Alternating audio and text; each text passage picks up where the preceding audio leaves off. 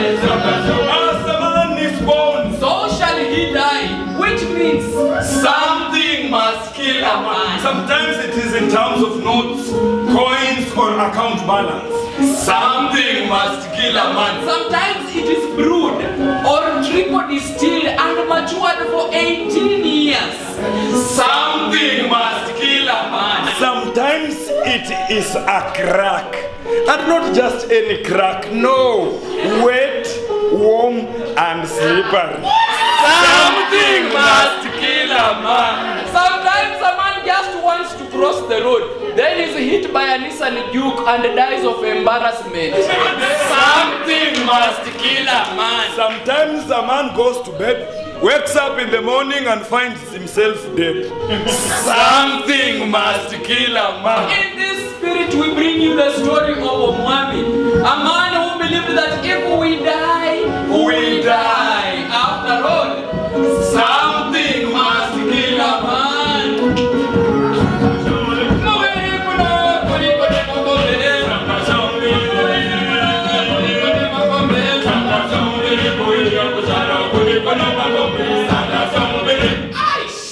Ladies and gentlemen, but to put this story into perspective, we must take you back to 2012. That year.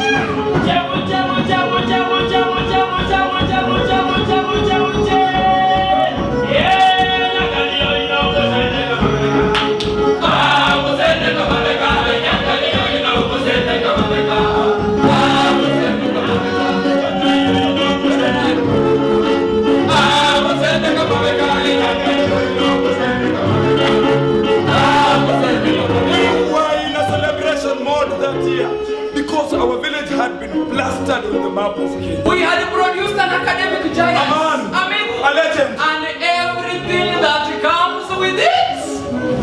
Oh, I'm ready, you know.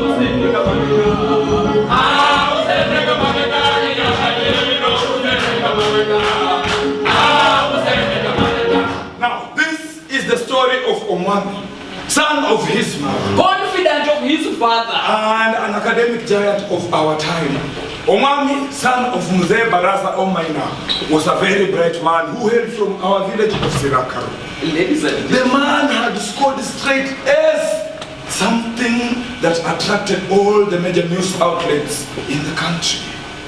Ladies and gentlemen, everyone was gathered at Mzee Omaina's homestead from all the corners of the combined villages of Sitiho and Sirakaru, just to have a glimpse of an academic giant. My Petronila, Mzee Baraza Omaina's first wife, was all radiant. She was fully proud of her son. She was fully proud of her bouncing baby boy. She was the envy of all the women in the village. Time and again during the celebration, they will exchange knowing glances and nod in synchrony. They had made it. It was through her wise words and counsel that Omwami had come this far. Mzee Baraza Omaina, on the other hand, was fully proud of his son.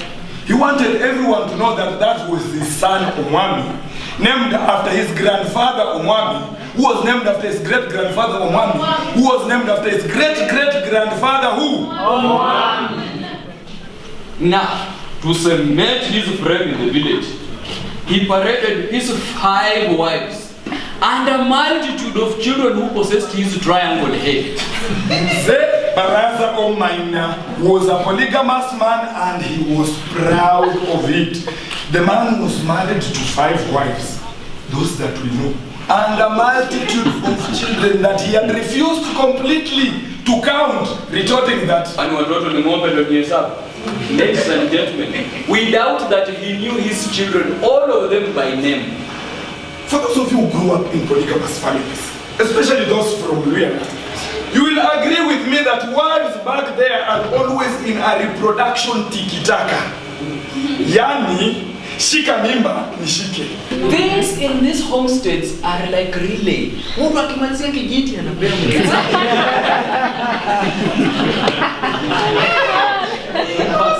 Children here are a perfect representation of do, re, mi, fa, sol, la, ti, do. Ladies and gentlemen, I know some of you dropped physics at Form 2, but I am assuring you, if those children are put along an X and Y axis, you will get a line of linear progression. For this particular reason, children in Mzee Barasa Omaina were born in very close succession, with a very narrow gap of weeks, days, and sometimes hours. This was used as a motivation when 3 or 4 wives went to labor together.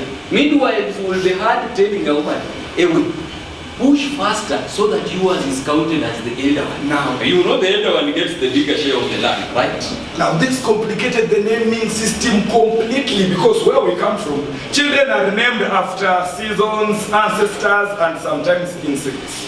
This is how you will find 4 or more children in one homestead, born at the same time, of different mothers, same father, but of the same age, with the same or similar names. For example, in Mzee Barasa Omaina's homestead, there were 4 children born in the locust disaster season of 1992, when everyone was naming their children Wasike. Now, if your child was not named Wasike, villagers will say that you are seeing yourself. Now, for this reason, there had to exist a dichotomous key that included the mother and some very obvious features of the body to categorize these children as number 1. Wasike wa mama mkubwa. Number 2, Wasike Machokupwa. Number 3. Wasike Kigugumizi. And number 4. Wasike wa mama mdogo. Now, in the academic space is where all the chaos were.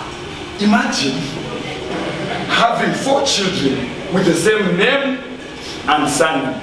For example, Wasike Baraza. Now, you go and call out the noisemakers list, and the name Wasike Baraza will get you 4 identical kids with the same accent, each asking you, ni mimi. Ladies and gentlemen, now on the academic parade is where the violence was. Ladies and gentlemen, there was almost always a situation where Wasike wa mama mkubwa was a bright guy, talented and gifted. Then Wasike wa mama mdogo was a little bit too shy when it came to exams. In such a way that there will be a Wasike Barasa leading from the front, then another Wasike Barasa leading from behind. Now you, the principal, on the academic parade, Mzee Barasa Omaina seated there with all the wives involved. Then you call number 1 Wasike Barasa. Then you go. Number last Wasike Barasa. Each of the wives involved rises up and claims that the Wasike Barasa that is number 1 is theirs. Things become messy, noisy, and sometimes with casualties. Ladies and gentlemen, though, as much as these polygamy stories might sound fun, for my Petronila Omwami's mother, they presented torture and untold suffering. You see, ever since Mzee Barasa Omaina married those other women, he had completely forgotten about her. In fact, she had to work very hard, toil to fend for her family and school them while at it. Ladies and gentlemen, all Mzee Barasa Omaina did was walk around in the Busa and the Changandens, bragging how his balls had contributed to the population of the district. That is how Omwami had to spend the rest of his night in the kitchen, sharing beddings with 10 of his other siblings, together with cows, chicken, dogs, and goats. Now imagine this, 11 children, a whole football team sharing a mattress on the kitchen floor. all of them, one mattress, one blanket, in such a way that Mai Petronilla had to ensure that those ones catching the blankets had no beef. Because one wrong turn would mean that the whole family is uncovered. Now you have control, alt, delete all children, wake up, sleep again, be covered. The gist of the story now, there was this middle child, Beki wa kupanda na kushuka. Kiungo wakati. Creative midfielder, a man who had specialized in wetting the bed. You will wet one side, take a 2-hour break, and wet the other side. In the morning at school, the whole family will be smelling urine. Because soap for showering was also a luxury. Another luxury, ladies and gentlemen, was school uniform. You see, it was so much of a luxury that before you join class 1, they had to predict your size in class 8. Such that they make you a school uniform that will serve you all your primary school days. And if at all you want to crew such a uniform, it will be passed down to your sibling for you to serve him another 8 years of primary school. They operated on the principle of if it is not torn, it can be worn. After all, unataka fundi wa nguo kuda wapi? Ladies and gentlemen, sometimes it will be too torn, but they have to wear a torn school uniform. For this reason, Mai Petronilla made Omwami promise that whatever he does, now or in the future, whether he will be successful or not, whether rich or poor, he made him promise that he will never ever date multiple women or marry more than one wife. Now, Omwami had all the intentions of following up this promise and keeping it because he had suffered the branch of polygamy and he did not wish it even on his worst enemy. Mzee Baraza Umaina, on the other hand, had other ideas. He summoned his son and told him, my son, whatever happens, whether rich or poor, never marry just one wife. As a man, you must have options. Yes, you must have options. Otherwise, you will go to heaven and God asks you, I gave you a tool. Did you use it? But then Omwami was not going to follow the advice of his oppressor, a man who had put him in problems. So he had all the intentions of finding one girl, loving her, marry her, cherishing her, give her good things in life, giving her all the nice things, show of this her world. comfort, Show her the life of this world, serve her a good treat, and take care. Now, back to the celebration after enjoying the limelight and of course speaking to journalists here and there, demolishing a whole chicken alone. Omwami discovered that he was missing something. Something was missing that he quite couldn't place his finger No, he on. was missing something that was messing with his heart. He was missing something that was messing with his blood flow. He was missing something that was messing with his soul. This girl that was giving Omwami sleepless nights. This was a girl with whom Omwami had gone to spend the nights gazing at the sky, counting the stars, smiling at the moon. They even had their favorite special place at the riverbanks where they went to meet, hug, kiss, and cuddle. This was his first love. His bae, His baby boo. his boo, Abuyu buyu. darling, Angela. Oh, Nanjale pigo yange. Ah, Nanjale pigo yange. Ah, Nanjale pigo yange. Omwami set out to find Nanjala, the love of his life, to know why she had not attended his graduation ceremony, why she had not attended this ceremony where people were celebrating the latest champion of academics in the village. He crossed the path that separated the two homesteads, theirs and that of Nanjala's, crossed there, went, met his future mother-in-law, and decided to find where Nanjala is. His future mother-in-law, Nanjala's mother, explained to him that Nanjala had gone to the river to fetch water. Now, you remember that spot over there near the river? Their secret. So, all this time, this girl had not attended the celebration because she was preparing a special celebration by the river. Nanjala! Ladies and gentlemen, with this this, the man politely declined the future mother-in-law's tea and zoomed off to go and find Nanjala. As he walked to the riverbanks, he was visiting his favorite tune, imagining all the good things he was going to do to Nanjala, all the hugs, all the kisses. She was going to bombard this girl with the romance she had never seen. We were going to know that he was not only a power to reckon with in academics, also in matters of romance. He was top.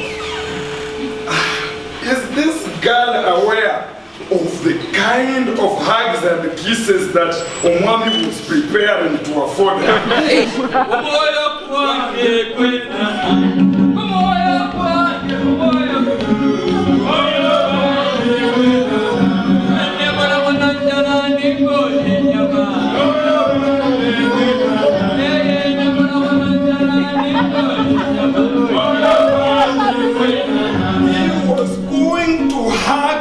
Girl, a hug so tight, their heartbeats would be in synchrony.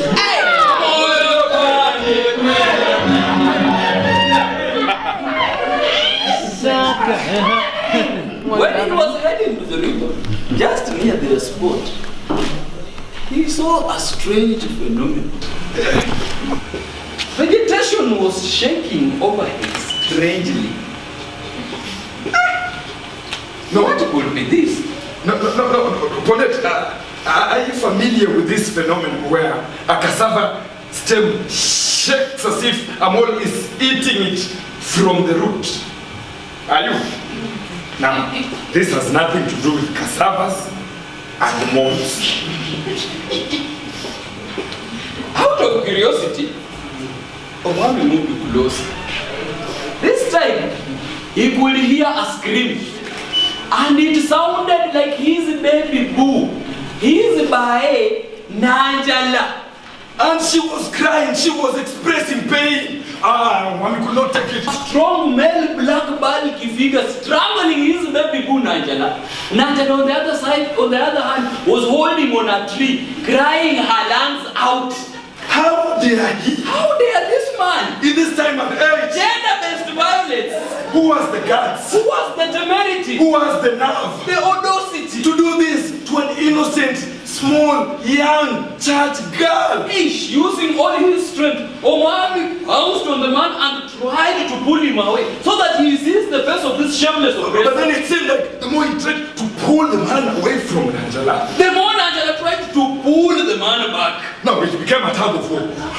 Omwami pulling the man away. Nanjala pulling the man back. The Omwami pulling the man away. Nanjala pulling the man back. He mastered his strength as a man, and 1, 2, 3, he pulled the man away.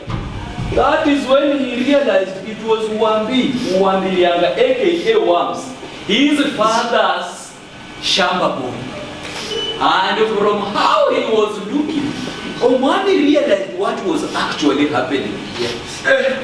When he thought he was saving an innocent young girl from gender-based violence or sexual abuse, he was actually interfering with an intense Gear 3 biological process. The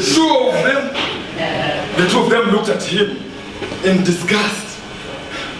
They were not happy that he could not let their volcanoes erupt. Ladies and gentlemen, the aura of Omwami's life flashed upon his eyes.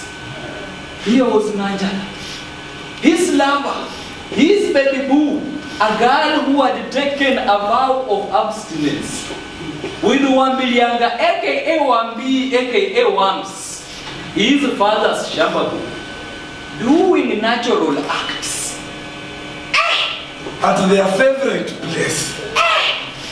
To add insult to injury, Nanjala just looked at him, sized him from toe to head to toe, then wore her panty, zoomed off. Now, for those of you who have not gotten the perspective of this story, it just gives you another perspective. You see, Wambi Lianga, aka Wambi, aka Wams, was Mzee Baraza Omaina's most trusted handyman. This man was like family. He did all kinds of jobs.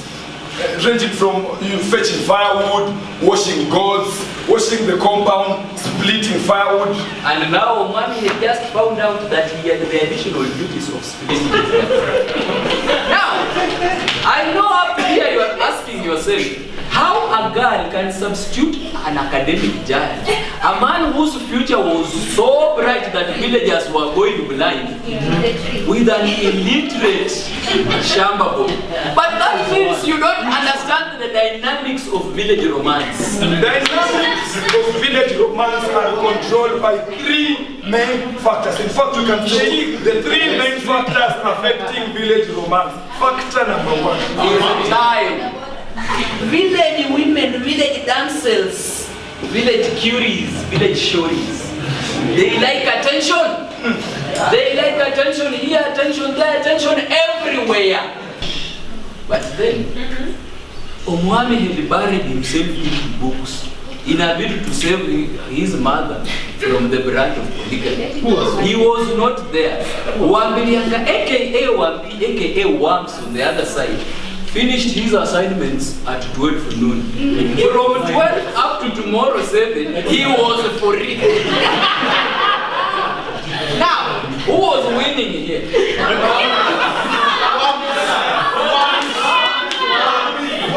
Now, factor number two, money factor. No, in as much as Wambilianga, aka Wambi, aka Wams, was an illiterate man, he was a man with a job. He had a monthly salary. That means he could afford things that a mere high school boy could only dream of. I mean, this is a man whom once in a month, during those important days, he could send care packages. This is a man who could afford geisha bathing soap, then put in Bint El Sudan petroleum jelly, then put in Cobra body spray, then put in a maxi dress, and finish the package with sandal shoes. Up to here, does a man stand a chance? This was a man who could afford to take your girlfriend on a date at Sunset Bar Hotel and Restaurant, a place for people with some coins to spare. Those of us from the combined villages of City Hall and Serakayo know very well that if a man takes your girlfriend to Sunset Hotel, Bar and Restaurant, then bamboozles her with a cold 500 ml Fanta, my friend, you are single.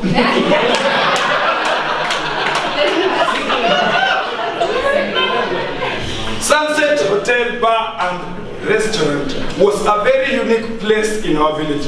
In fact, it was so economical and its menu was very different from these other restaurants. This was a place where people with Navio hang out. When you enter Sunset Hotel, Bar and Restaurant, on their menu hung there, you will see different things. While other kibandas and hotels served andazi, Sunset Hotel, Bar and Restaurant served mahamri. While other hotels, bar and restaurants served githeri, which was just maize, beans, sticks, stones, a light soup that you can see through, served with an attitude. Sunset Hotel, Bar and Restaurant, they served githeri special. Githeri special was well baked, well fried, with a heavy soup, 2 Irish potatoes, an avocado, and guacamole, and it was always served by a brown lady. Ladies and gentlemen, while other hotels, you will walk into the hotel and the menu on the wall reads chai. At Sunset Hotel, Bar and Restaurant, the menu read African tea. This was tea that was short. While other restaurants prepared tea by putting water, then some milk, at Sunset Hotel, Bar and Restaurant, they put milk, then some water. While at other restaurants, the cook will stand at a distance, then measure sugar using his palm, then throw it in the tea in such a way that it was from far. At Sunset Hotel Bar and Restaurant, they gave you sugar. You put in for yourself, my friend. You walk with the change. Ladies and gentlemen, also, while other people were serving mchele, which was third grade broken rice, warmed a little in some water, then served to you with an attitude. At Sunset Hotel Bar and Restaurant, they served wali. Rice of Pishori Basmati essence, cooked using a recipe, then served on bakuli za wageni with bean stew or goat stew. And if you had connections, my friend, you would access pilau. Now, I know to some of you, pilau is just a normal meal, but where we come from, pilau is very special. In fact, pilau was so special, we had to import an Arab guy from Bungoma to come and prepare it in the village. Pilau was so special that it was cooked only once every week, just once on Friday. And to get pilau, you have to book it in advance. Yani that means 4 days prior on Friday. And you must have connections. Now, competing against a man who could foot a bill at Sunset Hotel Bar and Restaurant, do you think Omwami had a chance? Now, let us tell you the third one. Now, the third factor, we don't know if you can call it a deformity or a disability. Let us call it a deformity. A few years ago, when Wambilianga was new to the village, people showering with him at River Kibisi reported that the man had some sort of deformity. You see, the man was well endowed horizontal. And then somewhere along the road, Raisi Barabara, somewhere along the road, there came a 60-degree diversion to the left. Now, to hold this diversion together, there was a heavy presence of veins. Now, up to here, if you don't get it,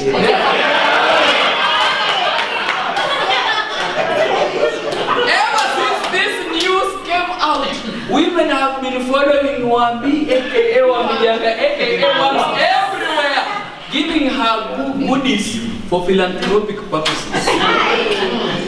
It was likely that Nanjala was part of these philanthropic efforts to make Wambilianga, aka Wambi, aka Wams, feel accepted in the society. Maybe she was on a mission of inclusivity. Up to here again. If you don't get it, forget about it. Now, Omwami did not want this shameful episode to come out. I mean, this will just tarnish his name as an academic giant of our time. So he decided to swallow red pill and just give up. Okay, something must kill a man. Yes.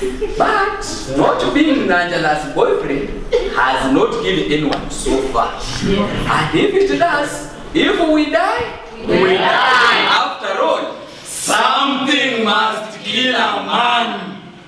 Hey. He then remembered the words of Mwalimu Mahapila back in high school. Mwalimu Mahapila, his class teacher, had told Omwami that all the beautiful women of this world are found in the university. They are found where? In the university. And Omwami had qualified to go where? To the university.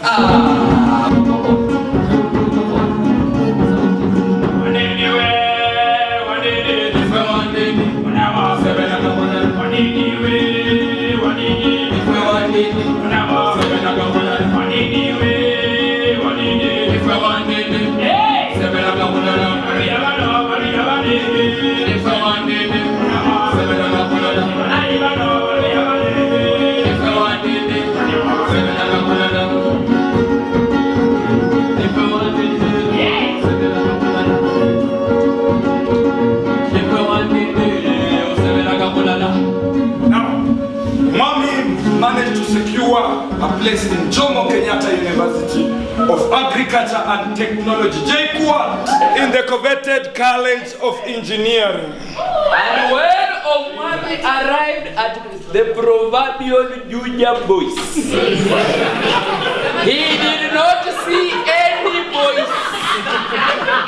All over the university was just women. You look this way, women. You look that way, women. Even security people at the gate were women. He took a minute and called Mwalim Makabla and told him, Mwalim, I konga.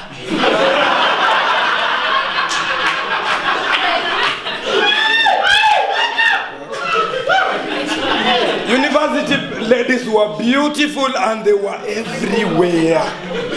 Looking on his right, Omwami saw a very beautiful lady.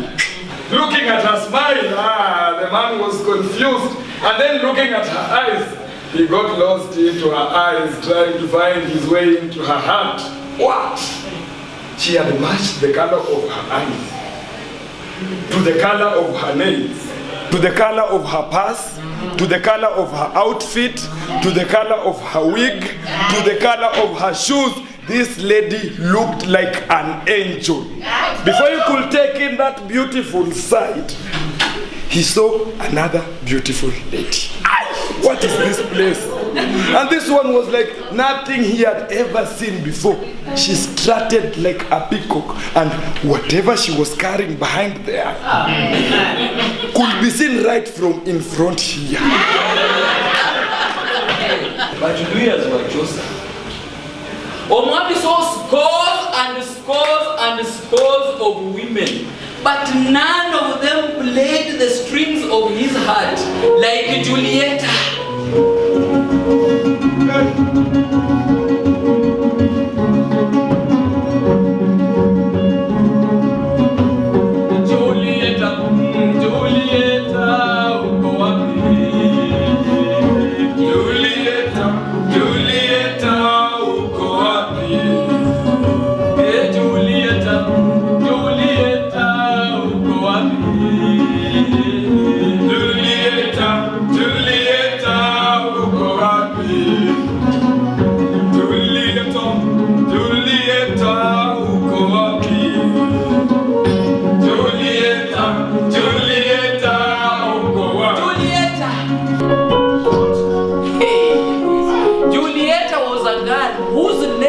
The description of Shingo la Upanga.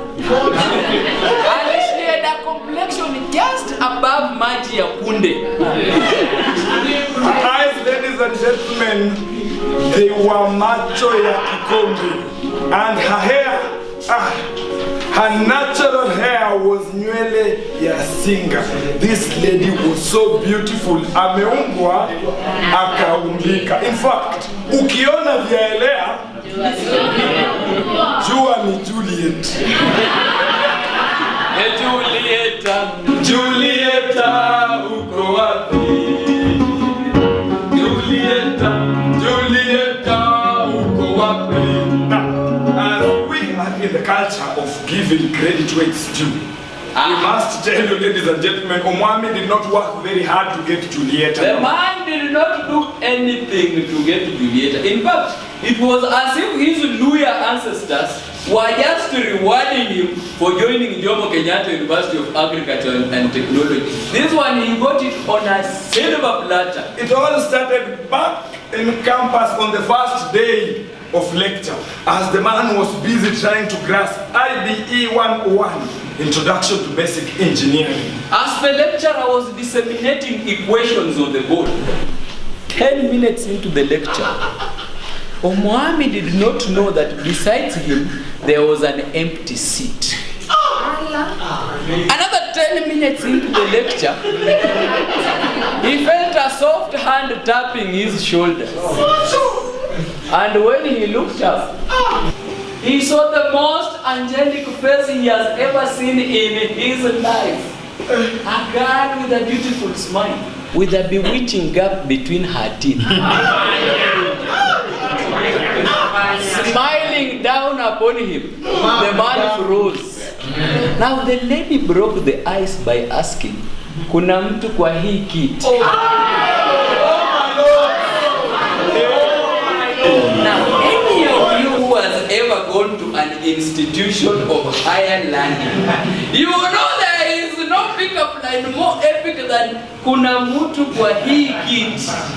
I know some of you can try to compare it with the legendary Nasiufunge Mlango Kwanza, but ladies and gentlemen, can you compare anything to this pickup line? This was the start of a legendary relationship that broke all records and all boundaries of campus romance. Omwami and Juliet were inseparable. They did everything together. Went to school together, library together, morning runs together, to eat together, cake dance together, showered in a bid to save on water. Ladies and gentlemen, this couple will be seen at the kibanda feeding each other chapumaduru. And they were cups people.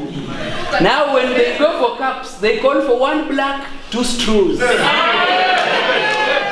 Juliet was an expert launderer. She made sure that Omwami's clothes were clean, well pressed, and in good condition. Omwami, on the other side, made sure that Juliet did her assignments on time and they were delivered before deadline. And Juliet put their social media game tops. She wanted everyone to know that they were a couple. Instagram, TikTok, Snapchat, Facebook. In fact, the inspiration of the Muriahs, they were Judas family and the Kabus. They started a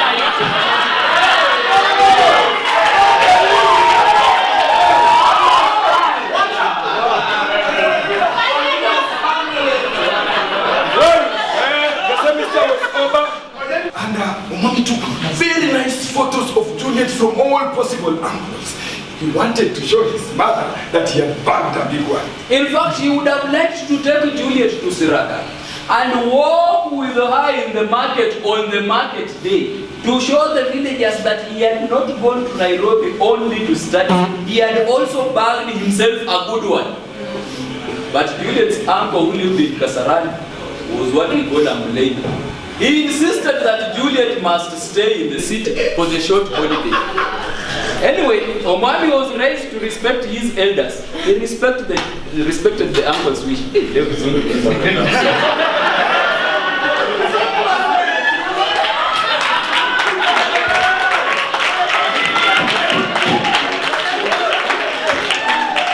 When Omwami reached the village, the man was welcomed with the band as they wanted to play the beautiful music to welcome the academic hero who had gone to the university and is back on short holidays.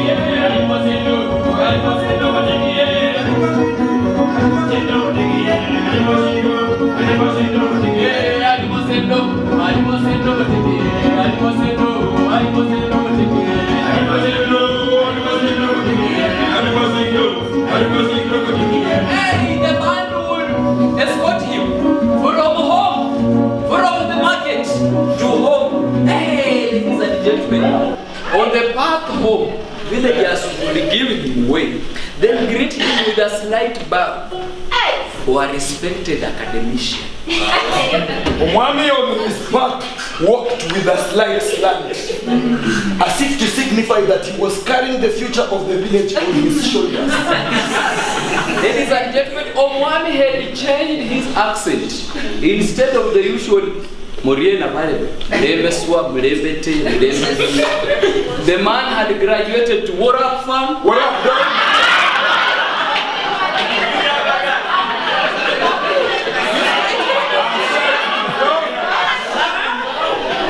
When Omwami arrived at his father's homestead, he realized that the place was empty.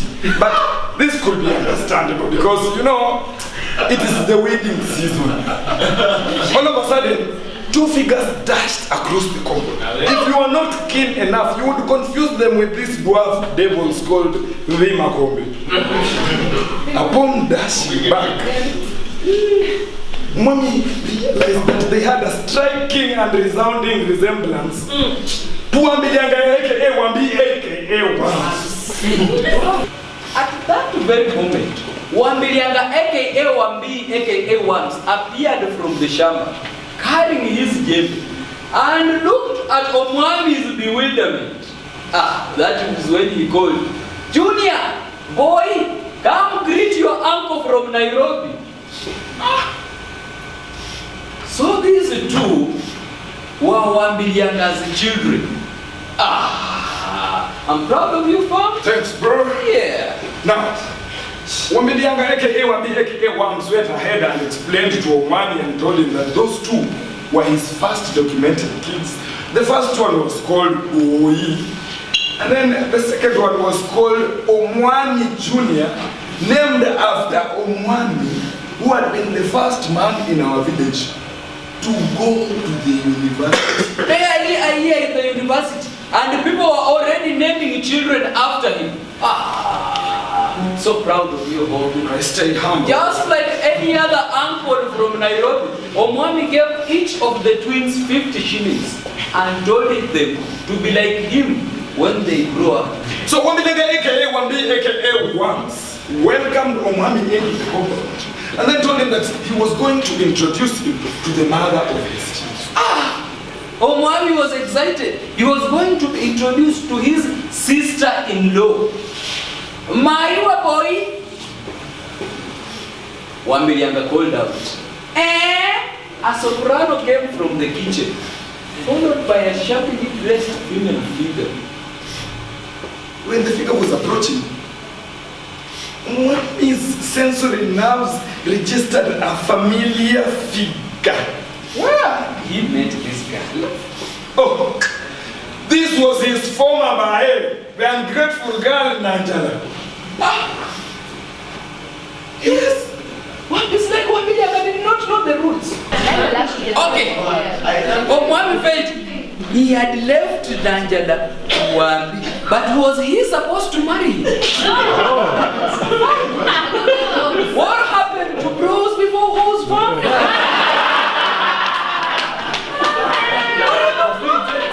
Sorry, dog.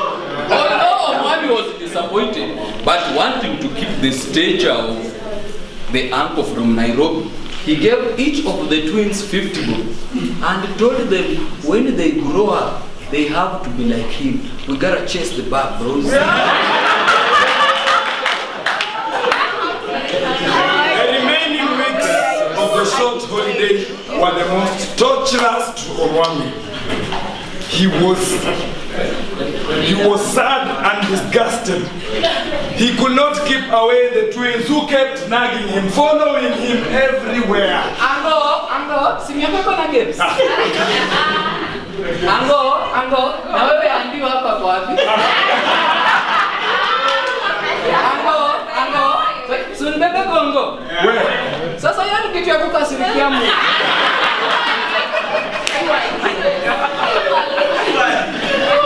Omwami could not take it anymore, no.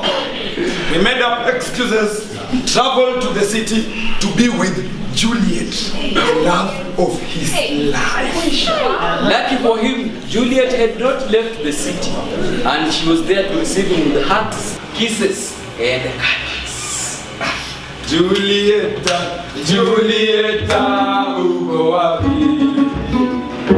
Julieta, Julieta, uko wapi? Nakulilia mama Julieta, uko wapi? Hey.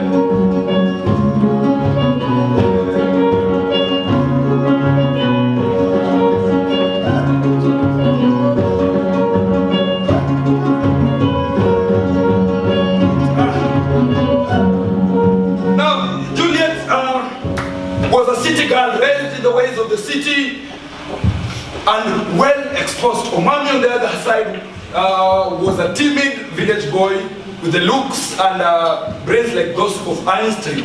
They complemented each other. Juliet always taught Omwami the city life, nightclubs, terrific Tuesday, pizza here and there, trips to Malindi. Omwami on the other side was focused. He taught Juliet how to get straight A's, finish her assignments, and stay ahead of the curve. Now, on this particular day, last semester's results had just been posted on the portal, and our power couple had scored straight A's. See, that calls for a celebration. See, it calls for a celebration. They settled on Club Blend in Thika. Upon arrival, of course, they ordered one beer. One beer? Yes, they ordered one beer, 2 straws. As they were enjoying this romantic moment, a waiter arrived and gave them 4 more beers. Omwami was confused. What is happening? Juliet just smiled and said, no, that is the rich uncle from Kasarani. Omwami was surprised even more. You mean people drink with their uncles? I hope my uncles are seeing what other uncles are doing. Beers kept coming to their table. Soon, Juliet excused herself to go to the washroom. Omwami wanted to follow her, but when he stood up, 2 more beers came. He was confused. In fact, it seemed like the more he wanted to go and look for Juliet, more beers kept coming to the table. The more he wanted to go and look for Juliet, he was distracted with more beers coming to the table. Soon, beers stopped coming, and Juliet was not receiving. No, Omwami was alarmed. He decided he wanted to go and look for Juliet. Looked for her near the counter, in the DJ's booth, checked in the balcony, ladies' washroom, gentlemen's washroom. She was nowhere to be seen. Mommy decided to check just one last place. If she's not there, then he will completely be heartbroken. He decided to go and check outside the club. Upon arrival at the club's parking lot, he was met with a sight that he will never ever forget. There she was, hand in hand with the rich uncle from Kasarani. And they were kissing.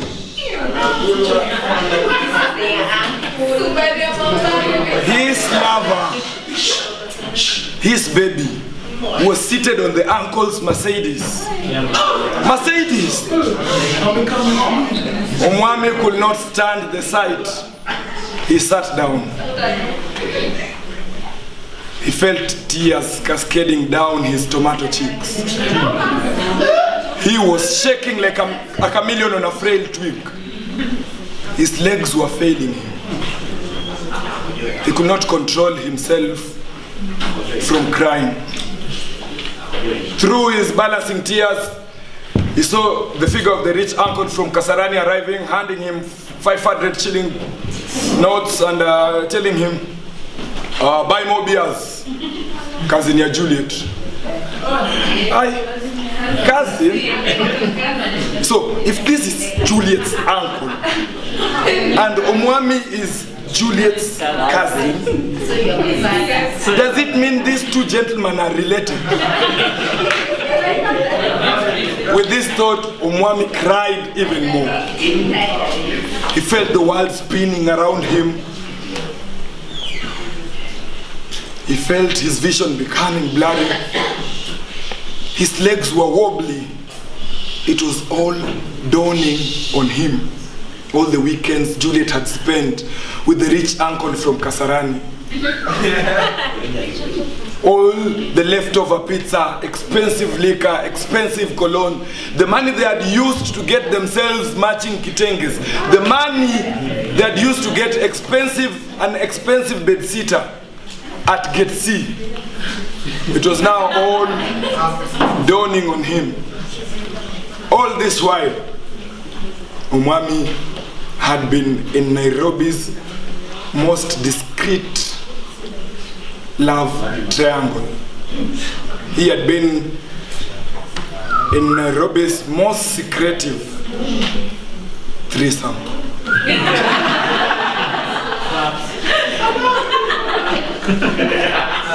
When Omwami came to his senses, he had walked all the way from Thika to Waitevye, just past Mangu. Before he could get a matatu and go to his place in Juja, the owners of the town saw him, isolated him, massaged him violently, took away his clothes, took away his shoes, took away his phone, the painful 500 shilling note by the roadside, and decided to rethink his life again. He was confused and bewildered. What was going on? Before he could think of anything stupid, the boys in blue bearing the Utumishi kwa wote badge arrived from Juja police station.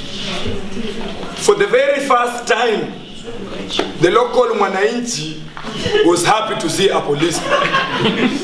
For the very first time, the government was here to rescue the local Mwananchi. Of course, after the usual, wewe ni wapi, unatoka nani, simama kama umekaa chini, wapi kitambulisho, ID, birth certificate ya mzazi. The man was loaded on the government-issued Land Cruiser and taken to Juja police station, where he was afforded breakfast and bed. No, scratch that. He was given a floor and porridge the following day. The following day, the university security came, identified the man, and went back to his bed sitter at Gate C. He decided that he would do what he had brought him to the university, get a degree and forget about the women.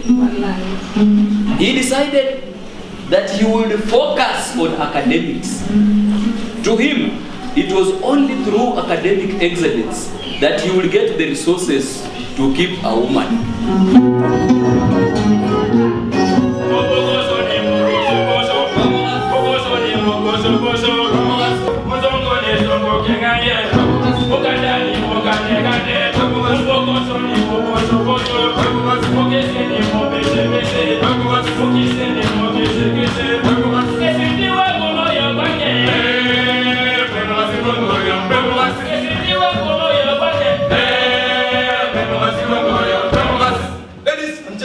Omwami secured an attachment at Kengen Limited, a place where he was praised for his work and efficiency.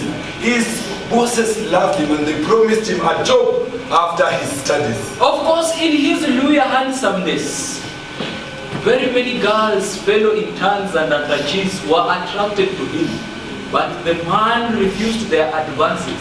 He had closed his heart to women forever, and now he was focused with only one aim in life: finish his degree and get money.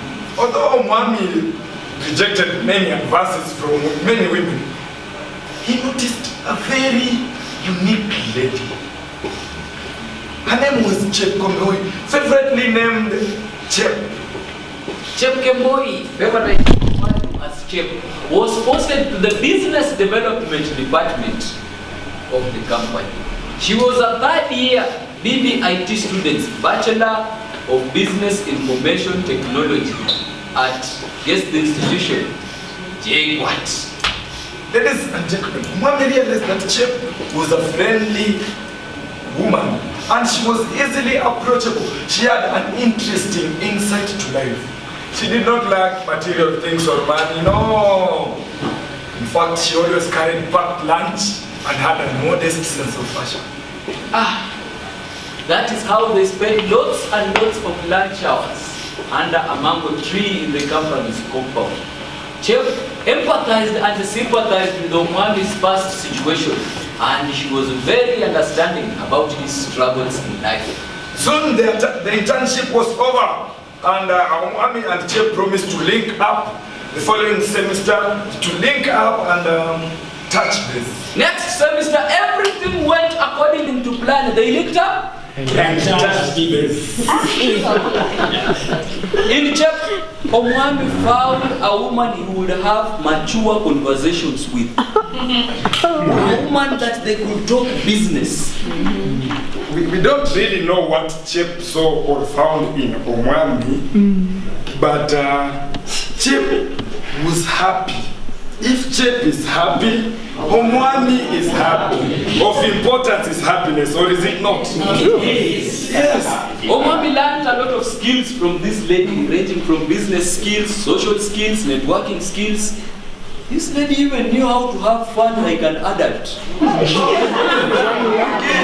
did that look like? They went for picnics. In fact, for the first time in his life, Omwami went for a hike in warm hills. Things that he had only seen on posters. Well, we can neither confirm nor deny if anything happened on the naked front. But they were happy. If Chip is happy, Omwami is happy. of importance is happiness, or is it not? They were together for 2 years, and not a day passed in those 2 years that Omwami did not think of spending the rest of his life with Chip. Now, when it came to spending the rest of his life with Chip, Omwami was not really sure how he was going to propose to Chip. You see, where we come from, there are only 2 ways of proposing. Number 1, you introduce a girl to your mother likes her, you fry, and then you marry each other. Number 2, and this one was invented in 1800 BC. It has worked for years. Even this year, there are people who have used it, and others are planning to use it. You impregnate the girl, then you accept and marry her. Now, impregnating Chip needed a lot of technicalities. Mommy had to come up with something. He had to think. Then he found himself with a very brilliant idea. 3 months from that thought would be a day where all villagers from the combined villages of Sitomo and Sarakan would be gathered in Nairobi, an entourage led by his mother, Mai Petronila, to come to JKUAT for graduation. A man calculated a genius move that would kill 2 stones using 1 bird. For those 3 months, Omwami was in his best behavior, treating Chip like the queen that she is, braving the dust of Gashororo to get her premium food from Gate B, helping her follow up her missing marks, and making sure that she is generally comfortable. 1 month, 2 months, 3 months, and the day he was finally here, Omwami had earned himself a seat at the big table of academia. He was now rolling with the big boys with the degrees. Everyone was happy because this was a great moment for the son of the soil.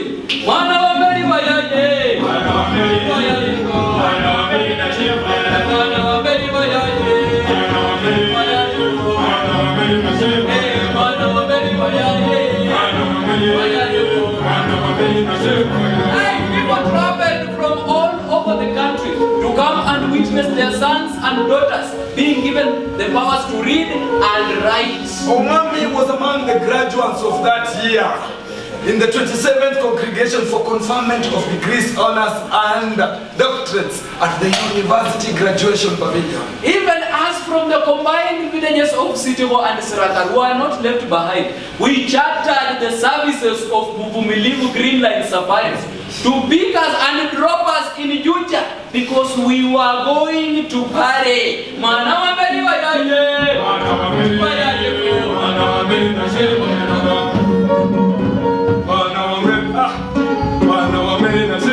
Ladies and gentlemen, the day was finally here, and he knew this was the day with the potential of changing his life completely. On the D-Day, the graduation ceremony was a little bit too long. But he checked to see if Chep was there. And she was there, looking all radiant with a good smile. That graduation gown had fitted her perfectly. This little girl. He was going to bag her after graduation. Ladies and gentlemen, Chep had whispered to him that his family would be at the far end of the rugby pitch. All he had to do was to go there and greet them. Now, back to this picture. A Kalenjin girl inviting you to where her family is. We are winning this one. Ladies and gentlemen, while we, the villagers from the combined villages of Sitimo and Sirakan, were waiting for that man so that food is served. The man had other plans. He was going to win a woman over there, introduce Malisafi kutoka Kericho to us, to embarrass us and make his mother proud. But there was food. What could we do? When Omwami approached Chep's family, his heart raced. This was the moment. This was it. This was the day he becomes the man he had always hoped to be. This was the day he opens his heart to the woman he has always desired. What could go wrong?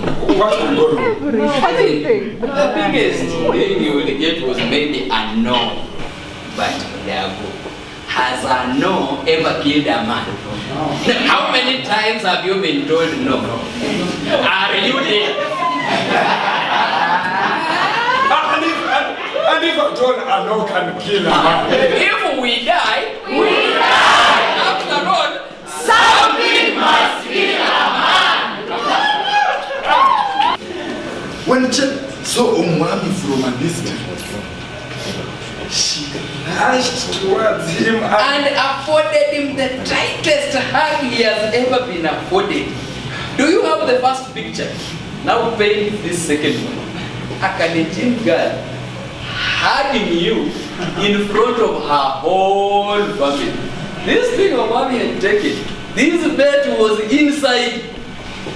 Now, after that, Chep went ahead and introduced Omwami to her family, and they were very happy.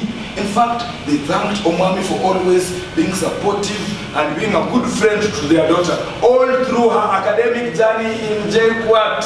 Picture number 3, a girl who has hugged you in front of her parents. A Kalenjin girl. For that fact. Like that one there. And now, she has introduced you to her parents, and her parents are happy to see you. Watching him, Omwami realized that he was a fine Kalenjin young man, complete with a jacket, a suit, white Reeboks, and a Toyota Hilux double cabin parked there. Now, from rumors that we have heard, Jose, rumors from Kalenjin land tell us that if you want to get yourself a Kalenjin card, like the one you're sitting with, you must first go through the brother. Now, all Omwami had to do was convince this brother, and soon he will be a happily ever married man. Now this is the situation. Omwami there, planning words of convincing. Convincing words in his brain, because here was what lay between him and his future wife. He prayed to his ancestors that his throat will not dry when he is given a chance to address this young man. He cleared his throat, adjusted his gown. He was ready to talk, ready to say things. At that very moment, Chep proceeded to introduce the young man. He said, and lastly, this one here is my husband.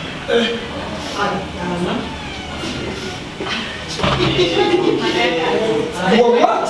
Yes. Excusez-moi, s'il vous plaît, mademoiselle. Chep, not understanding the rhetoric and the French in that question, proceeded to explain that This was her husband. They had been married before she came to campus, and he has actually been paying her fee. In the coming, in the going, in the chabarba. Hey, no people!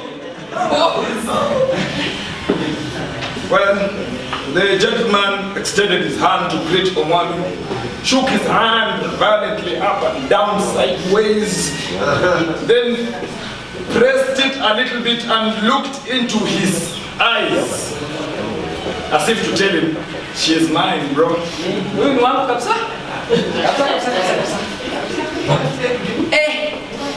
Ladies and gentlemen, we proceeded to have the dullest graduation celebration we have ever had.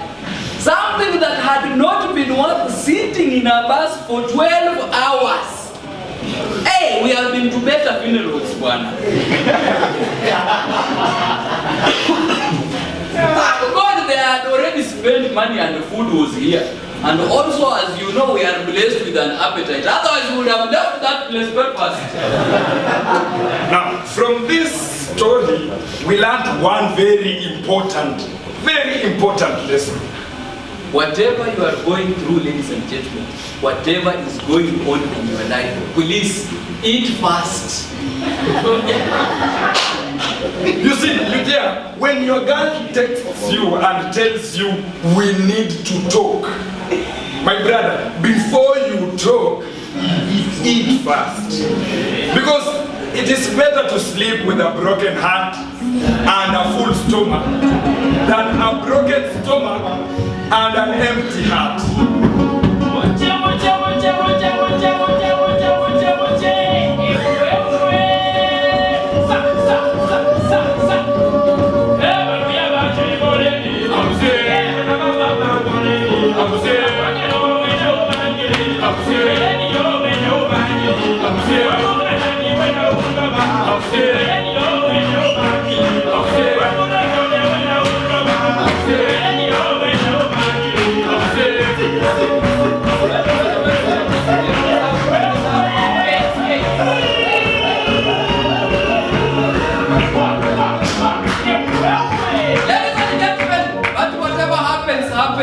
When a bad thing happens, a good one will happen. They said, when one door closes, another one will open. If it does not open, a window will open. If the window does not open, something will just open. Omwami decided that this will be his past now. He wanted to make new gains and forget the past. Talking about new gains, Omwami was among the 1% of Kenyan graduates to secure employment. You know, following his exemplary work as an intern at KenGen, the man was given the job as promised. Lucky for him, KenGen was starting a project to harness hydroelectric power at Sonde Miriu River in Western Province. And he was among the entry-level engineers to be given this job. As expected, this job put Omwami inside the oil, literally. Ladies and gentlemen, a man who had been living on under $1 a day was now earning a paltry $2,000 USD at the current exchange rate per month. This raised his ego, his self-esteem, his libido, and anything that can raise. Money was here now. Omwami decided to forget everything that his mother had taught him. In fact, he now understood why his father does what he does. Love had done nothing but bring him pain, suffering, turmoil, and tribulation. In fact, he narrowed down to all the suffering, the suffering of his life to two things. Number one, his quest to provide love to stubborn women, and number two, the promise he had made to his mother. Hey, poor people will tell you that money does not buy happiness. Hey, they don't know where to shop. Pastors will tell you that money is the root of all evil. But Omwami discovered that money was the foundation of all good. And that's how, with the first salary, the man rented himself an apartment a very posh apartment in an upmarket leafy suburb, and then proceeded to furnish it with necessary and unnecessary household items. By his second salary, the man had done this thing.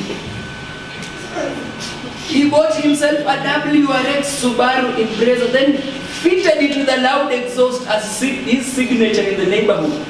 You hear a car with a big exhaust, you know Umwami has arrived. By his third salary, Umwami had now discovered alcohol and alcoholic beverages. The man turned into a local tourist. Monday he flies to Lamu. Friday he flies to Watamu. The other day he flies to Malindi. In fact, if there is a local destination that someone can fly to, just tell him he will fly. The man was now chilling with the big boys in West End, spending money. You guys Our boy became a chicks man. Certified lover boy like the album. And he was back to social media. He will post lunch at Fugu Gaucho. Dinner at Nairobi Street Kitchen. Mpaka Road, Nairobi. And then that's he would go to CJ's, Saravasani, you know, somewhere expensive.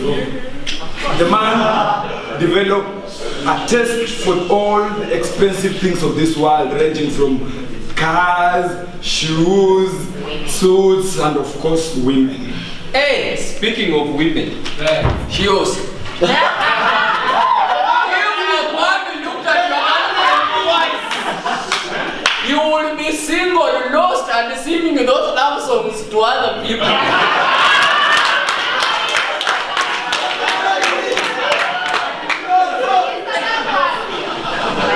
My friend, you will become a motivational speaker.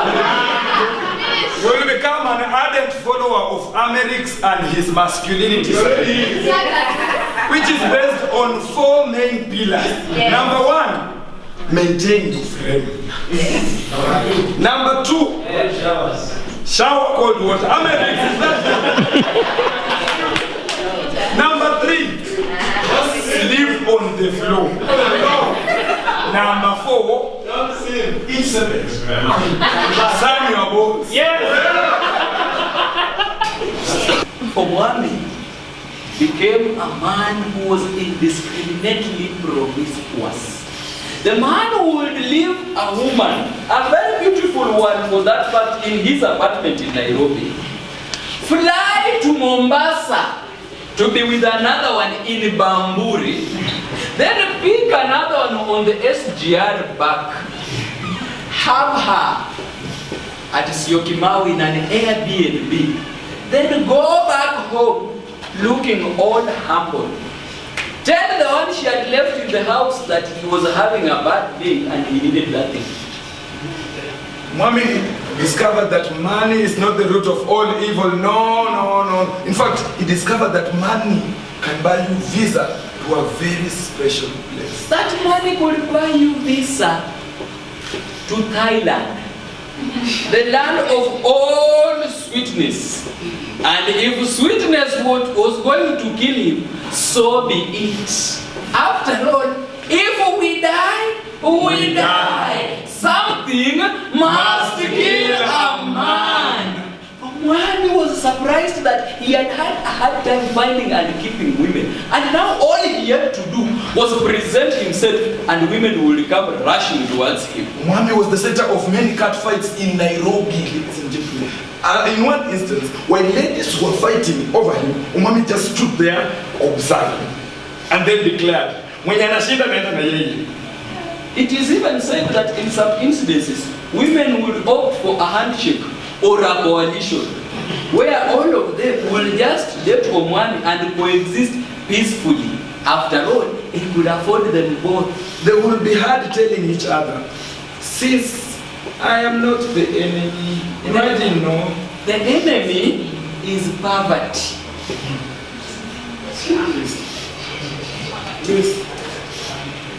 Well, Omwami was a man with money and riches. To him, money was not the problem. No, the problem was that he had to work for it from 8 to 5. Even though his expenditure, looked at carefully, was way above his salary.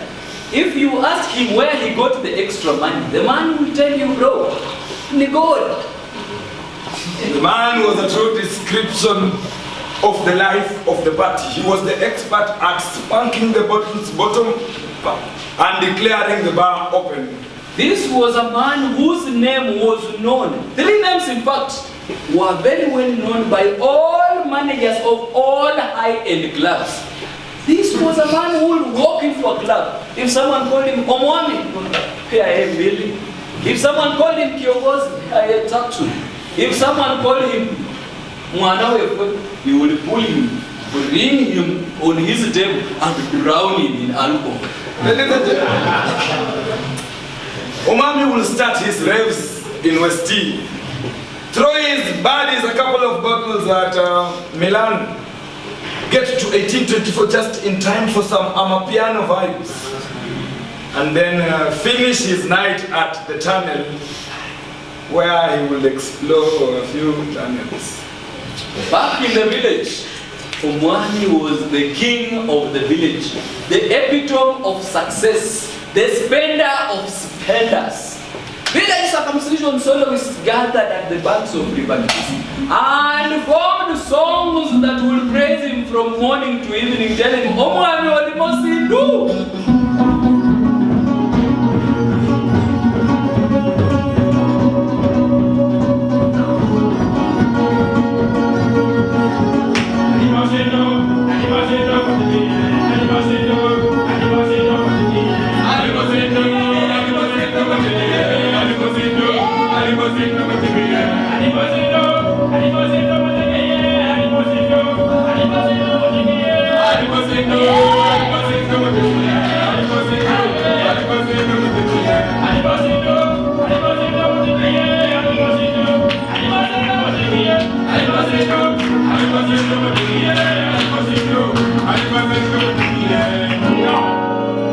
One day, after a party that had been the mother of all parties, aka Sherehe Sheria, aka Tamasha Mjini, Omwami woke up with a very chronic headache. It was as if someone was pounding his head with a sledgehammer. All over his sitting room were left over beers, left over food, brass panties, I don't know belonging to who, and his phone was ringing constantly and he was in no mood to pick calls. He checked his phone and saw there were 3 messages telling him to check Twitter.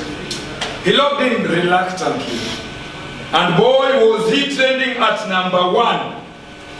Why? Apparently, he had sexually assaulted and or raped a certain lady who had gone to Twitter and explained the whole story via a thread, stroke by stroke. Ladies and gentlemen, the P34 police report, purported evidence, certificate of medical examination, and all other things that could be posted were posted on Twitter for anyone who cared to scroll. Omwami was on trial on the court of public opinion. He was trending at number 1 alongside the hashtags EndGBV, No Means No, End Rape Culture. She's a person. Me too. Ladies and gentlemen, earlier I told you that Omwami was indiscriminately promiscuous. But on this one, he swore on his grandmother's seatwell that he did not remember a thing. He did not remember this thing happening. He did not remember the guy. He did not know her. He had even never met her. Now, something lied to Omwami that he can take these thoughts, turn them into words, and tweet them. Hey! The feminist feminazi mujahidins on Twitter identified Omwami, isolated him, chopped him into small pieces, and fried him in his own oil. Even pleased by the likes of C.S. Nyakuni, the boy child's advocate, Andrew Kimbe, and even Miguna Miguna would not let him tell his story because the female Twitter media had decided that he is an abuser. Once and for all, no changing their opinion. After this Twitter outburst, there came a series of events that will completely change the life of this promising young engineer. First, people wrote and tweeted, then tagged his employer, demanding that Omwami be sacked with immediate effect. And Boychai, you know how it goes. Omwami was suspended indefinitely, pending investigations. Secondly, he was publicly arrested and his photo taken and opulently displayed on all the DCI social media pages online, followed by a basic class 6 composition. Our sleuths pounced on a young man who deemed it fit to unload his libido in a reluctant dancer.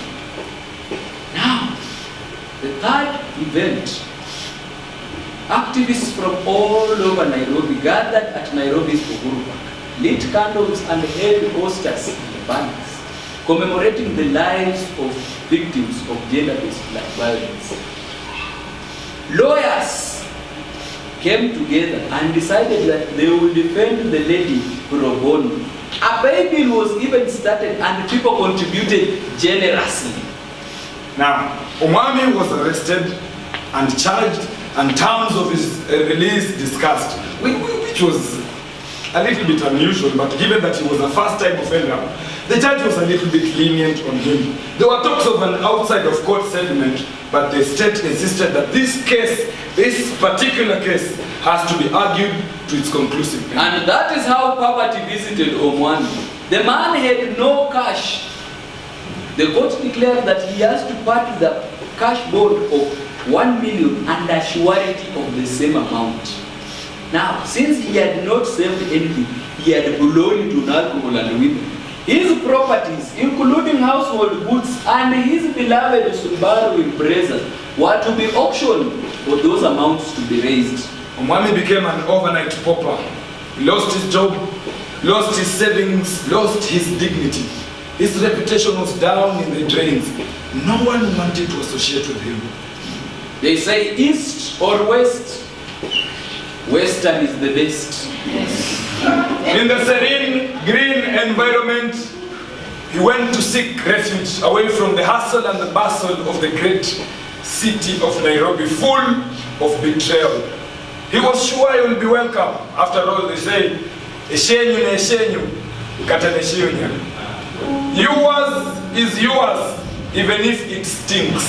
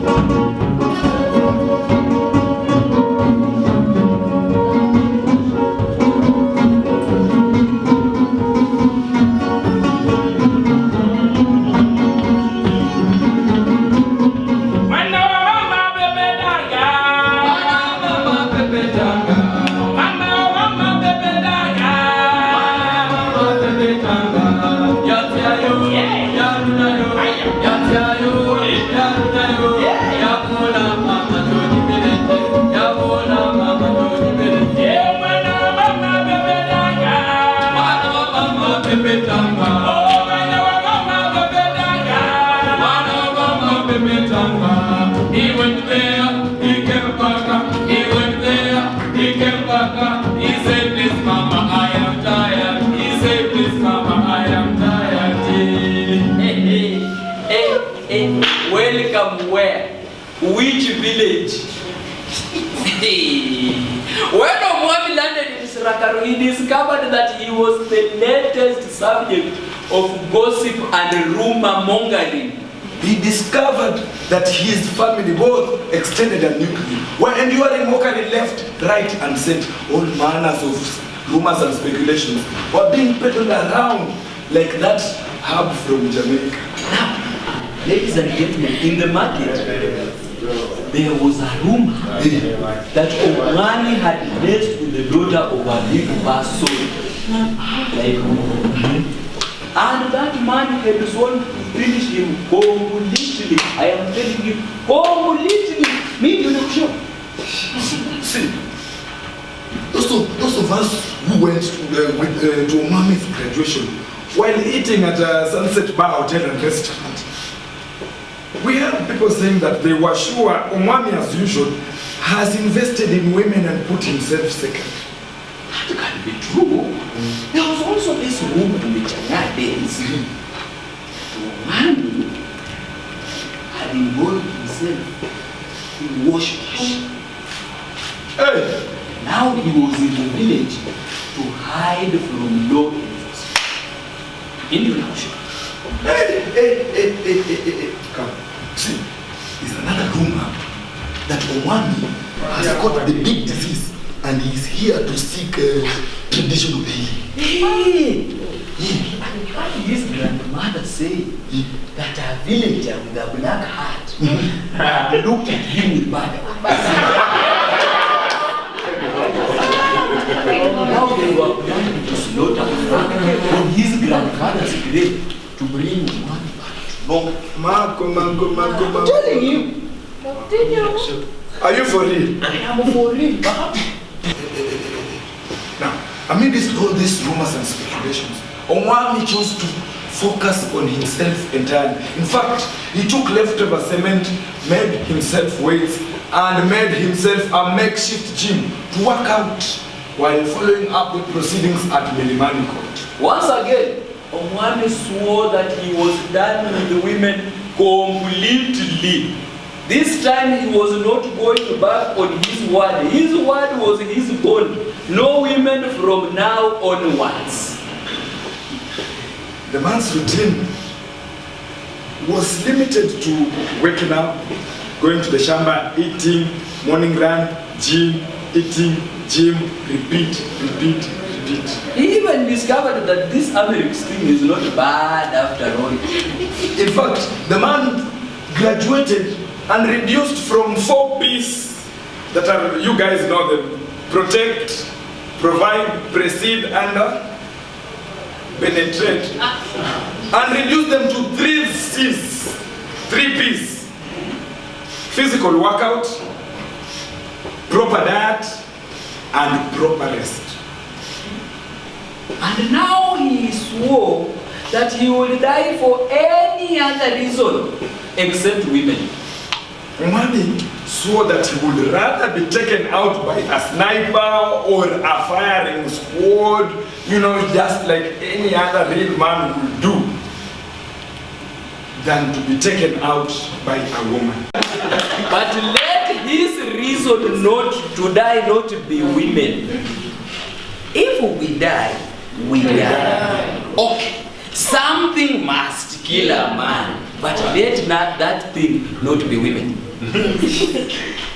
One swore and swore on his grandfather's grave. Oh. Now He was tired. hey. One day during his routine walks, Omami witnessed a spectacle. These things scientists tell us a living organism in its natural habitat. While walking in the parts of the village across the fence, Omami saw a lady. The ones that you people in Nairobi call kienyeji. The girl was coming from the bathroom and she was wearing a lace from somewhere up here to somewhere just a little bit. Then she had not wiped her body. So the body was pulling the lace towards it, leaving everything else to imagination. Omami was amazed, looked at the spectacle. He remembered that he was Americ's follower on Twitter.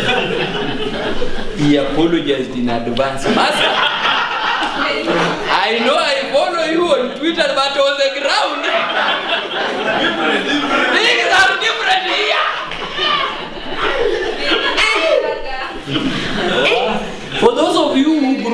the village. You are familiar with this pedicure stone that we put outside the back. This one that we used to fight cracks in the hills. Now this girl was using that stone.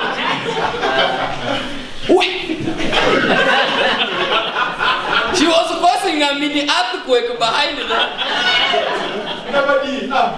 Hey, Omwami's blood was rushing in his veins like Kipchoge in Vienna.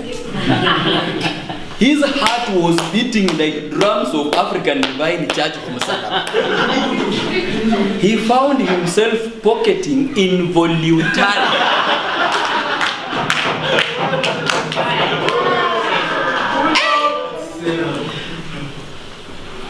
The girl noticed him noticing her. When the girl looked at him, Omwami wanted to pretend like he was not looking at her. But the girl just said, Mambo. Omwami had no words to answer. He went home. Before he could realize that he was thinking with that other head,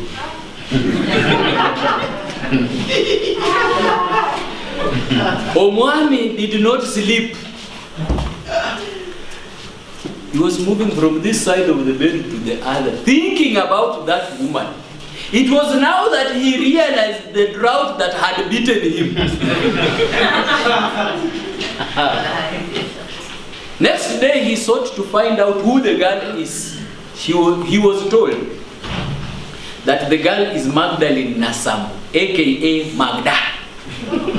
She was the daughter of the chairman of Nyumba Kumi. But one challenge, she did not have a phone.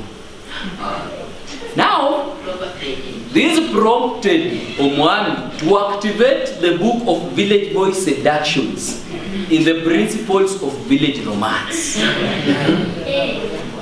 I know people who grew up at home like Smolo know these things. But let me chanua Gashoya here who is a This is how it goes. First, you have to survey the homestead where the girl lives. You have to geomap the compound. You should know which house is used for which purpose, so that you don't come to visit one night, then you knock on her father's door. You must know if there are any holes on the fence to use as an escape route when things bite each other.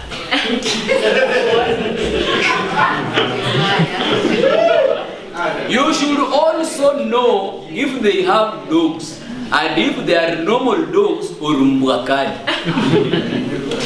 Number two, you must have someone to pass information to the inside. Now, normally, you befriend her younger sister or a friendly aunt or a cousin, sometimes nephews or nieces. If there is no one in the inside, you formulate your own person. You bribe your cousin or smaller sister, bribe her, so that she befriends that girl. Now when she goes to visit for gossip, also your letter passes. Another thing that you should do is that you should have a sufficient radar committee. These are your female relatives, especially your grandmother, your aunt, those ones who want you to marry early.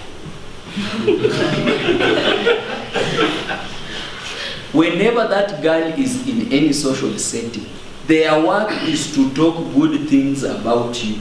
Good things only. When she is at the chama, they just talk good things only. When she's at the market, when they see her, they just talk good things only about you. Another thing you should know is her schedule, especially those schedules that put her away from her father's compound. Because this is when you attack. This is when you deliver the lines. This is what determines if you will get the girl or not. Then also you should have a small budget to fund this operation. Because you must bribe your emissaries, send them with a few presents, and also very important, you should be able to afford omena when you are visiting her at night. you feed their dogs so that they train it.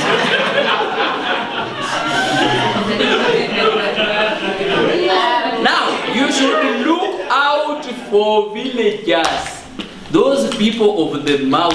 Hey, when you just declare interest in a girl, they start telling you bad things about her. The people she has dated, the children she has aborted. I don't know this, I don't know that. When you had no interest, she was just a good girl. You declare interest, she becomes bad all of a sudden. And that is the book of Village Boy Seduction Techniques. In fact, there's a song for that book. It is called Flora. Our boy was in love. Again, village pathways were graced with these two lovebirds whispering sweet nothing into each other's ears. Time and again they'll be seen plucking lantana leaves just to hide their shyness. And it is also whispered that they visited the green lodges. But that is a story for another day. Despite the bad things that people were talking in the village about Magda, Omwami discovered that she was a formidable lady, a lady whom every man would want to have. This was a lady who, when she visited, she would sweep the compound, cook for Omwami's mother, plait his younger sister's hair before going. We will not talk about the things they did when they were alone, because we are told the show is going, time has gone. Now, so the story of Omwami and Magda replaced the disgracing story of Omwami in the city, in the gossip circles of the village. The KRC, Kamati ya Roho Chafu, teamed up with MT, Mtaachana 2 Association, and together they formed a joint gossip committee that saw it to be the epic times of Udaku in the village. Despite all this, Omwami found support in Magda.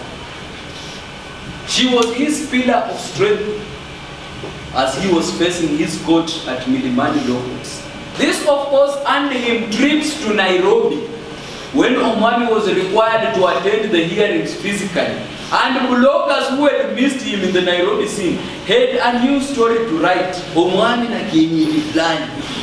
Now, Omwami received a notification from the High Court sitting at Milimani, and he was required to present himself physically or not to hear the ruling of his case. His lawyers told him that the ruling of this case will decide whether he is a free man or is going to be jailed forever. Now, Magda being his pillar of strength in this situation, he wanted to go and inform her, so that if she accepts, he will carry her to Nairobi, see her for one last time before going to jail, or if he was going to be set free, return with her triumphantly to the village and marry her. Omwami had decided that it was a time to settle, and to settle was to settle with Magda. Ladies and gentlemen, this was the hill that Omwami had chosen to die on. Something must kill a man. This time, if we die, we die. Ladies and gentlemen, after nearing a junction that was just a bend closer to Magda's place, Omwami realized that there was a banana sucker plantation. There was a banana sucker planted on the junction to Magda's homestead. Where we come from, this is supposed to tell the visitors where to cut the corner towards a homestead where there is a celebration. Now, which celebration? Because as per the last meeting with Magda, she did not mention anything to do with a celebration. What was going on? Anyway, Omwami said he will not be thinned by what is not his. He proceeded with his mission. The secret here is to focus. When he arrived at Magda's compound, over the fence, he saw that the compound was a beehive of activities. There was a makeshift kitchen cooking chicken. There were heavy cars parked in the compound. There are women dancing around the compound singing Mwanambe. What was happening here? Omwami went to look for his emissary, Magda's youngest sister, to find out what was really happening here. The girl came around all jumpy and happy and told him that Magda had a child in her early dating spree in Form 2, and now the child was living with the father's family, and now the family has brought the child back to Sima there. There's a celebration because the man who made Magda pregnant is an Army Lance Corporal, and he has had 4 successful years of defending the nation deep in Somalia, and now he has come back to show the people that he is alive. So the father of the child has come back to bring the child. To bring the child and also show that he is alive from Somalia. Why are people celebrating? I still don't get it. You see, the man got a lot of money from Somalia, and now he's here to pay dowry and marry Magda, who is the mother of his child. Marry Magda? Yes. Has Magda accepted? Oh, you're serious? Ah. Have you seen the cars? Have you seen the 100,000 Kenyan shillings? Have you seen the cows? Have you seen the marching kitchen? Have you seen the neck kitchen cooking chicken? And with this, she danced off and went to join the celebration after all. Who wouldn't? Omwami was both amused and disgusted at the same time. What was happening here? Is this a trend? Is there some kind of sabotage being run here? Why do bad things keep happening to good people? Omwami was good people, right? Yes. Hey.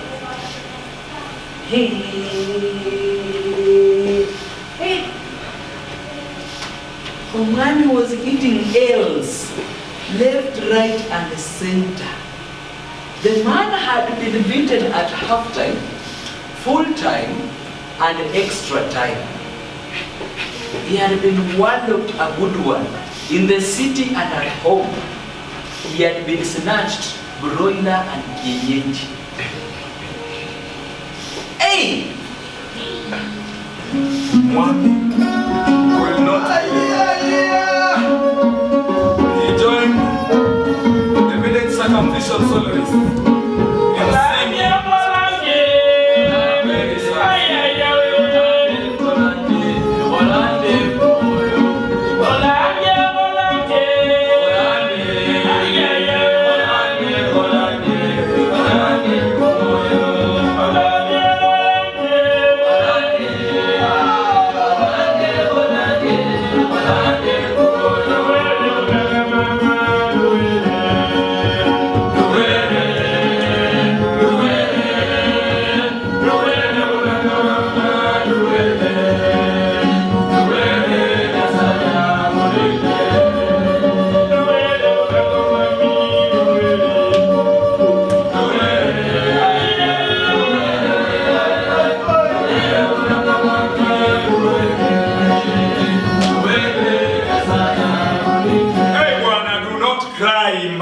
Can you relax? This is an entertainment show.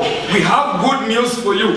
You see, the court has decided not to castigate Omwami, lacking enough evidence that has been presented to the court.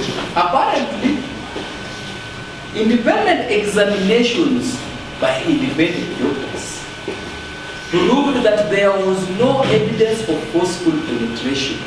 A fact in evidence that the lawyers defending the lady were using to have Omwami jailed. And with this, the court threw out the case on a technicality, which means that Omwami was now a free man. Good news, right? Omwami was refunded his monies that he had deposited for bail and surety, and he was back in the oil like he has never left. With this, Omwami chartered a private jet all the way to Malindi so that he can unwind and think about the next step in life. On the beaches of Malindi,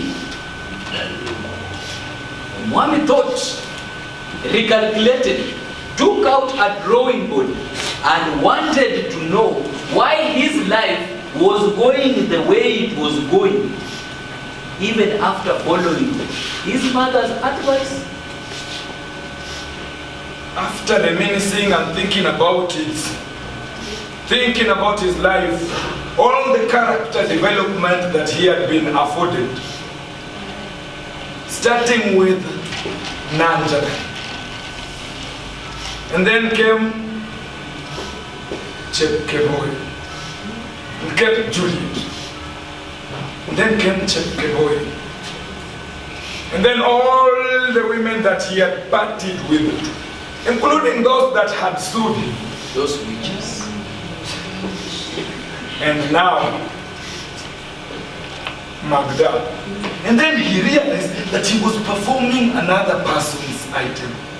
Omwami realized that whatever was wrong with his life was that he was performing another person's script with their conditions and injunctions. Now, he had graduated from the Kenya Institute of Character Development with a higher national diploma. And he intended to use his diploma to the fullest. Mwami is sending a very stern warning to all the women who had dealt in character development, and even those who were just planning to deal in character development. He is telling them that he will find them, isolate them, and then give them small doses of character development for a very long time.